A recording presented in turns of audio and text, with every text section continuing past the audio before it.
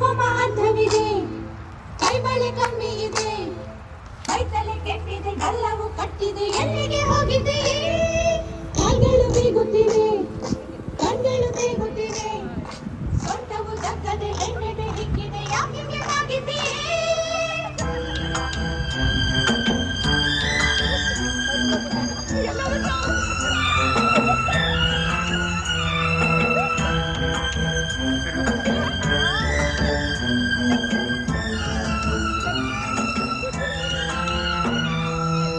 ರಾಗಿ ಹೊಲದಾಗೆ ಕಾಲಿ ಗುಡಿಸಲು, ಗುಡಿಸಲಿಗೆ ಹೋಗಿ ಮಾತನಾಡಲು, ನನ್ನ ಪತಿ ತಿಳಿಸಲು, ನೀನು ಕಿತ್ತ ಚಂದ ಮಾತು ತರಿಸಲು.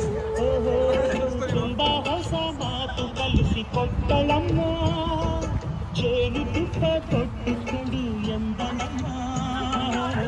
ರಾಗಿ ಹೊಲದಾಗೆ ಕಾಲಿ ಗುಡಿಸಲು, ಗುಡಿಸಲಿಗೆ ಹೋದೆ ಮಾತ